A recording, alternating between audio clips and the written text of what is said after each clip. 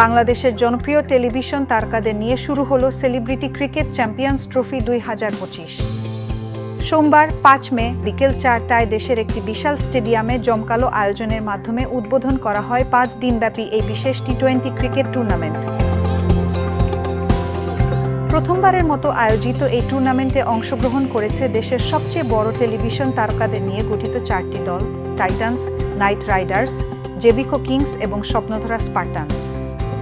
এই celebrity cricket লিগের আয়োজন শুধু টেলিভিশন তারকাদের জন্য একটি বড় বিনোদন, বরং এটি তাদের ভক্তদের জন্য বিশেষ আকর্ষণ।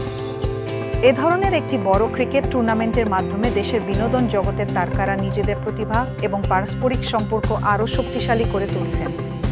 টুর্নামেন্টটি শুরু হওয়া উপলক্ষে আয়োজকদের পক্ষ থেকে জানানো হয়েছে যে প্রতিটি ম্যাচ অনুষ্ঠিত হবে বিকেল 4টায়। দর্শকরা ম্যাচ শুরুর 2 ঘন্টা আগে স্টেডিয়ামে প্রবেশ করতে পারবেন। প্রতিটি ম্যাচ দর্শকদের জন্য উন্মুক্ত থাকবে এবং টুর্নামেন্টটি সরাসরি সম্প্রচার করা হবে দেশের জনপ্রিয় টিভি চ্যানেল টি স্পোর্টসে। এই উদ্বোধনী অনুষ্ঠানে উপস্থিত ছিলেন দেশের খ্যাতিমান পরিচালক ও দলের মেন্টররা মোস্তফা কামাল রাজ, গিয়াস উদ্দিন সেলিম, তানিম রহমান অংশু এবং প্রবীর রায় চৌধুরী।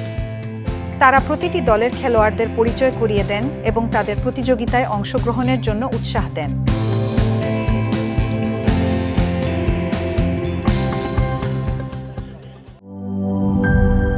জীবনের সাথে চলে high five, all time healthy life.